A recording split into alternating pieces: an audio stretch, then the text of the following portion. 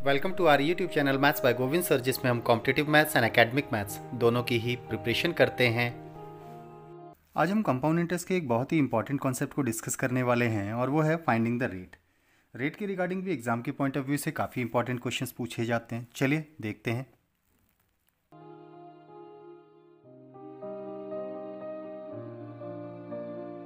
Rate find करने के regarding अगर हम डिस्कस करें तो हमने कंपाउंड इंटरेस्ट के केस में अमाउंट फाइंड करने का फॉर्मूला पढ़ा था and that was amount equal to principal into 1 plus rate upon 100 whole to the power time. That is ये हमारा अमाउंट फाइंड करने का फॉर्मेट था। अब यहीं से अगर हमें रेट आइडेंटिफाई करना हो तो क्या करना होगा, तो रेट के साथ जितने भी टर्म्स हैं उन्हें ट्रांसपोज करके इधर ले जाएंगे। सो व्हाट विल हैपन, सबसे पहले अमाउंट के अपॉन में प्रिंसिपल जाएगा तो अमाउंट अपॉन प्रिंसिपल हो जाएगा।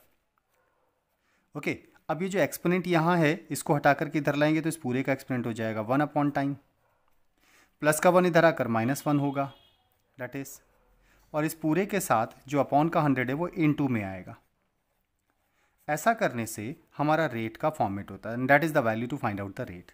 तो रेट आइडेंटिफाई करने का कॉन्सेप्ट हो जाता है amount upon principal whole to the power 1 upon time -1 into 100%। Now अब रेट फाइंड करने के रिगार्डिंग अमाउंट और प्रिंसिपल के कॉन्सेप्ट्स में जो हमारे एग्जाम के पॉइंट ऑफ व्यू से क्वेश्चन बनते हैं उसमें कुछ स्पेसिफिक कंडीशंस के रिगार्डिंग भी क्वेश्चन पूछे जाते हैं। एक तो डायरेक्टली है कि रेट आइडेंटिफाई करने के लिए हम ऐसा कर दें। टाइम पीरियड के अकॉर्डिंग हमारे कॉन्सेप्ट्स कुछ स्पेसिफिक फॉर्मेट में कन्वर्ट होते हैं, जिसमें से पहली कंडीशन है कि अगर अमाउंट प्रिंसिपल का क्वेश्चन के स्टेटमेंट के अकॉर्डिंग अगर कभी ऐसा दिया जाता है कि जो अमाउंट की वैल्यू हो प्रिंसिपल वैल्यू का एक सर्टेन मल्टीपल टाइम हो जाए। ओके जब अमाउंट प्रिंसिपल वैल्यू का एक सर्टेन मल्टीपल टाइम हो जाता है तो डेट मीन्स अमाउंट की जगह हम एनपी प्लेस कर पाएंगे। तब उस केस में रेट आइडेंटिफाई करने का कॉन्सेप्ट हमारा बन जाएगा अमाउंट की जगह हम N times of P place कर रहे हैं तो N P upon principal value as it is रहेगी। पूरे के एक्सपोनेंट में 1 अपॉन टाइम प्लेस करेंगे -1 एंड इंटू 100 करेंगे। That should be the rate, ये हमारा रेट होना चाहिए। जिसे फर्दर सिंप्लीफाई करने पर पी एलिमिनेट हो जाएगा हमारा, और पी एलिमिनेट होते ही हमारे लिए जो रेट का कॉन्सेप्ट है वो हो जाएगा जितने भी टाइम्स प्रिंसिपल वैल्यू का अमाउंट बन रहा है उसके एक्सपोनेंट में प्लेस करते हैं 1 upon time -1 into 100%। That should be the rate, ये हमारा रेट हो जाना चाहिए। आई होप क्लियर हुआ होगा। जब भी अमाउंट प्रिंसिपल वैल्यू का एक सर्टेन मल्टीपल टाइम होगा तो जितने भी टाइम्स प्रिंसिपल वैल्यू का अमाउंट हो रहा है उसके एक्सपोनेंट में 1 अपॉन टाइम -1 इंटू 100 कर दीजिए, दैट इज द रेट। तो ये हमारा रेट हो जाता है। नाउ सेकंड कंडीशन है हमारी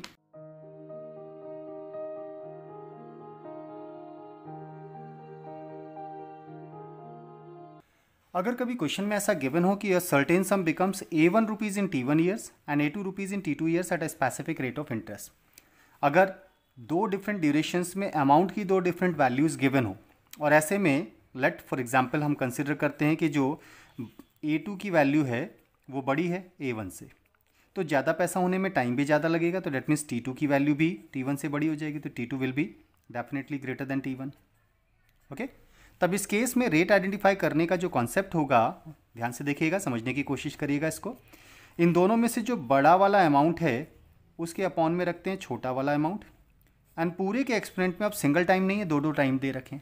तो 1 अपॉन टाइम सिंगल टाइम नहीं है, दो हैं, इसलिए दोनों का डिफरेंस लेते हैं। तो T2 माइनस T1 जो बड़ा टाइम है उसमें से छोटे को माइनस कर देंगे, -1 इंटू 100%। तब रेट आइडेंटिफाई करने का कॉन्सेप्ट हमारा ये हो जाता है। जब दो डिफरेंट ड्यूरेशंस के दो अमाउंट्स गिवन हो तब रेट आइडेंटिफाई करने के लिए बड़े अमाउंट को छोटे अमाउंट से डिवाइड करेंगे, पूरे के एक्सपोनेंट में 1 upon time difference -1 into 100%। That should be the rate, तो ये हमारा रेट हो जाना चाहिए। यहाँ एक और स्पेसिफिक कंडीशन बनती है और वो है कि अगर इसके अंदर ये जो दोनों टाइम्स हैं T1 एंड T2 इन दोनों के डिफरेंस की वैल्यू 1 ईयर्स हो जाए। ओके तो दैट मीन्स दो कंजिक्यूटिव ईयर्स के अगर अमाउंट गिवन हो तब रेट आइडेंटिफाई करने का कॉन्सेप्ट थोड़ा सा और सिंप्लीफाई किया जा सकता है। तो व्हाट वुड बी दैट, तब रेट आइडेंटिफाई करने के लिए आप लिखोगे A2 अपॉन A1, और यहाँ जो 1 अपॉन T2 माइनस T1 आपने लिखा हुआ है तो दोनों का डिफरेंस बिकॉज 1 है इसलिए 1 अपॉन 1 लिखने की ज़रूरत तो है नहीं, तो -1 करेंगे इंटू 100 दैट इज, जिसे फर्दर सिंप्लीफाई करने पर हमारा रेट का जो कॉन्सेप्ट है वो बन जाता है A2 माइनस A1, एलसीएम लेंगे तो A2 minus A1 upon A1, इस पूरे के साथ इनटू में 100 100% and that should be the rate. ये हमारा रेट हो जाना चाहिए। तो जब दो कंजिक्यूटिव ईयर्स के हमें अमाउंट्स गिवन हो तो तब उस केस में रेट आइडेंटिफाई करने के लिए बड़े वाले अमाउंट में से छोटे अमाउंट को माइनस करो डिवाइडेड बाय छोटा अमाउंट इंटू 100%। ऐसा करने से हमारी रेट की वैल्यू हो जाती है। ओके, तो ये हमारे कुछ स्पेसिफिक कॉन्सेप्ट्स थे जिसके रिगार्डिंग एग्जाम के पॉइंट ऑफ व्यू से क्वेश्चन पूछे जाते हैं। चलिए इसके एक एग्जाम्पल्स भी देख लेते हैं। क्वेश्चन है, a certain sum becomes 7,520 rupees in 8 years while it becomes 7,896 rupees in 9 years at a specific rate of compound interest. Find the rate. Rate identify करना है। अगर हम देखें तो हमें जो अमाउंट्स गिवन है वो क्या क्या गिवन है। 7,520 रुपीज़ हो जाता है इन 8 years, ऐसा क्वेश्चन बोल रहा है। तो डेट मीन्स अगर हम टाइम T1 लेते हैं 8 years, तो इसके जो अमाउंट की वैल्यू है, इसमें अमाउंट बनता है हमारा A1 that is 7,520 rupees that is. और जो दूसरा टाइम गिवन है T2 जो कि है हमारे क्वेश्चन के अकॉर्डिंग 9 years, तो 9 years में जो अमाउंट की वैल्यू है वो हो जाती है हमारी कितनी, A2 दैट वुड बी 7,896। तो दो डिफरेंट ड्यूरेशंस के दो डिफरेंट अमाउंट्स क्वेश्चन में गिवन है and we have to find out the rate. अगर हम टाइम डिफरेंस की बात करें तो T1 और T1 एंड T2 इन दोनों का जो डिफरेंस की वैल्यू है वो कितना आएगा, 8 और 9 का डिफरेंस तो 1 होता है। तो डेट मीन्स दो कंसेक्यूटिव ईयर्स के अमाउंट्स दे रखे हैं। तब रेट आइडेंटिफाई करने का जो हमारा कॉन्सेप्ट रहेगा वो होगा बड़े वाले अमाउंट में से छोटे वाले अमाउंट को माइनस करेंगे डिवाइडेड बाय छोटा वाला अमाउंट इंटू 100% कर देंगे। That should be the rate. तो ये हमारा रेट हो जाना चाहिए कंपाउंड इंटरेस्ट के केस में। सो बड़ा अमाउंट हमारे पास है 7,896 रुपीज़ और इसमें से छोटे अमाउंट 7,520 को माइनस करते हैं एंड डिवाइडेड बाय छोटा अमाउंट 7,520 और इस पूरी वैल्यू के साथ मल्टीप्लाई कर देंगे 100 से। ये हमारा रेट हो जाएगा। So the value of rate becomes, क्या हो जाएगा रेट, इसमें से माइनस करना है तो डेट बिकम्स 6 एंड 9 में से 2 माइनस करेंगे तो 7 आएगा एंड देन 8 में से 5 माइनस करेंगे 3 तो 376 हो गया डिवाइडेड बाय 7520 इंटू 100% हो जाएगा दैट इज़। तो 0 से 0 एलिमिनेट हो रहा है, 0 से 0 एलिमिनेट हो रहा है। 3774 इसका जस्ट डबल ये है एंड 2 से 10 को डिवाइड करेंगे तो 5%। तो फाइनल रेट हमारा हो जाता है 5%। आई होप क्लियर हुआ होगा। तो जब भी कंपाउंड इंटरेस्ट के केस में क्वेश्चन कंपाउंड इंटरेस्ट का होना चाहिए, दो डिफरेंट ड्यूरेशंस के दो डिफरेंट अमाउंट्स गिवन हो, तब रेट आइडेंटिफाई करने के लिए बड़े वाले अमाउंट में से छोटे वाले अमाउंट को माइनस करके छोटे अमाउंट से डिवाइड करते हैं और इंटू 100% कर देंगे। That should be the rate. ये हमारा रेट हो जाता है। नेक्स्ट क्वेश्चन देखते हैं। क्वेश्चन है, at which rate of compound interest और certain sum becomes 24,000 rupees in 5 years while it becomes 27,783 rupees in 8 years at a specific rate of interest per annum. तो डेट मीन्स रेट आइडेंटिफाई करने के लिए कहा है और compound interest का case है। तो ऐसे में दो डिफरेंट ड्यूरेशंस के दो डिफरेंट अमाउंट्स गिवन है। तो डेट मीन्स हमें जो गिवन है फर्स्ट टाइम T1 जो कि हमारे पास था 5 years के अमाउंट की वैल्यू जो क्वेश्चन में गिवन है दैट इज 24,000 रुपीज़ होता है, 24,000 रुपीज़। जबकि दूसरा ड्यूरेशन हमें गिवन है क्वेश्चन में T2 that is equal to 8 years। तो 8 years का जो अमाउंट क्वेश्चन में गिवन है that is A1 and A2 हो जाएगा हमारे पास 27,783 रुपीज़ दैट इज। तो दो डिफरेंट ड्यूरेशन के दो डिफरेंट अमाउंट्स क्वेश्चन में गिवन है। जब दो डिफरेंट ड्यूरेशंस के बीच का डिफरेंस 1 ना हो, दैट मीन्स ये दोनों कंसेक्यूटिव ईयर्स ना हो, तब रेट आइडेंटिफाई करने के लिए बड़े अमाउंट को छोटे अमाउंट से डिवाइड करेंगे।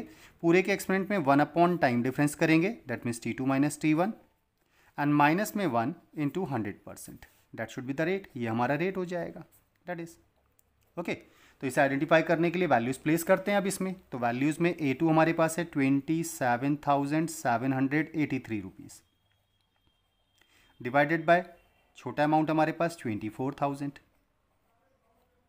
एंड पूरे के एक्सपोनेंट में अगर हम टाइम डिफरेंस की बात करें तो 1 अपॉन टाइम डिफरेंस, तो 8 और 5 का डिफरेंस 3 आएगा तो यहाँ 3 हो जाएगा माइनस 1 इंटू 100। इसे सिंप्लीफाई करना है। अब ये बात आपको पता होनी चाहिए कि 1/3 एक्सपोनेंट का मतलब क्यूब रूट होता है। तो that means we have to find out the cube root. तो क्यूब रूट अगर फाइंड करना है तो number should be perfect cube. तो नंबर्स तो परफेक्ट क्यूब होने चाहिए। तो क्या हमारे नंबर्स परफेक्ट क्यूब हैं? जो नंबर्स हमें दे रखा है परफेक्ट क्यूब है या नहीं? एक्चुअली परफेक्ट क्यूब चेक करना थोड़ा सा कॉम्प्लिकेटेड होता है, बट एक्चुअली हमारे क्वेश्चन में अगर हम ध्यान से देखें तो 000 आ रहा है। 000 वाले नंबर को चेक किया जा सकता है। अगर इसके साथ का नंबर परफेक्ट क्यूब हो जाए तो ये number will be perfect cube. ठीक है, तो इसके साथ में जो नंबर लिखा है 24 that is not a perfect cube value, क्योंकि इससे छोटा परफेक्ट क्यूब 8 होगा और इससे बड़ा 27, तो डेट मीन्स ये परफेक्ट क्यूब नहीं है। तो अगर क्यूब रूट निकालना है तो नंबर परफेक्ट क्यूब होना चाहिए। तो ऐसे में हम इसको सिंप्लीफाई करते हैं जिससे परफेक्ट क्यूब में कन्वर्ट हो जाए। तो इससे छोटा नंबर होता है 8000, that would be a perfect cube. तो 8 लाने के लिए 3 से, तो डेट मीन्स इसे 3 से डिवाइड कर देते हैं। 3 8 24, तो 8000 हो जाएगा। 3 से इसको डिवाइड करते हैं, 3 9 27, 3 2 6, 3 6 18 एंड 1। सो फाइनली रेट की जो वैल्यू हमारे पास आने वाली है उसको आइडेंटिफाई करने के लिए 9261 अपॉन 8000, पूरे का एक्सपोनेंट हमारे पास है 1/3 minus 1 into 100%, that should be the rate. ये हमारा रेट होना चाहिए। अब कंपाउंड इंटरेस्ट के लिए आपको ये बात समझनी पड़ेगी कि अगर आपको कंपाउंड इंटरेस्ट के क्वेश्चन को डायरेक्टली सॉल्व करना है तब उस केस में आपको हर हाल में स्क्वायर्स क्यूब्स याद होने चाहिए। जितने आप स्क्वायर्स एंड क्यूब्स याद करेंगे उतना आपको इसमें क्वेश्चंस को सॉल्व करने में एडवांटेज मिलेगा। ओके, तो ऐसे में अगर हमें क्वेश्चन को सॉल्व करना है तो ये परफेक्ट क्यूब वैल्यूज बिकॉज होनी चाहिए, क्योंकि 8000 परफेक्ट क्यूब है जो कि 20 का क्यूब होता है। ओके, तो ऊपर 9261 किसका क्यूब है आपको ये याद होना चाहिए। तो एक्चुअली 9261 21 का क्यूब होता है। सो 9261 अपॉन 8000 का जो क्यूब रूट है 1/3 मीन्स क्यूब रूट, वो 21/20 हो जाएगा। Okay, -1 into 100%। इसे सॉल्व कर देना है।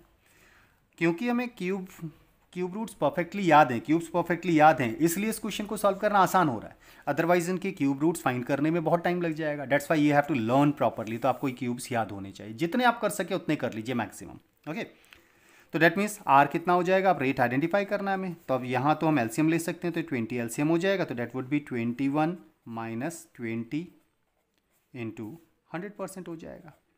डेट इज, तो 20 से इसे सिंप्लीफाई कर देते हैं। तो 20 से सिंप्लीफाई करेंगे 25 जा, और यहाँ से आ रहा है हमारे पास 1, तो 1 into 5 that is equal to 5% हो जाएगा। दैट मीन्स रेट हो जाता है हमारा 5%। आई होप क्लियर हुआ होगा। अगर लेक्चर में एक्सप्लेन किए गए कॉन्सेप्ट्स क्लियर हुए हों तो चैनल को सब्सक्राइब, लाइक एंड शेयर जरूर करें। साथ ही बेल आइकन को भी प्रेस करें जिससे आने वाले वीडियो का नोटिफिकेशन आपको तुरंत मिल पाए। Thank you.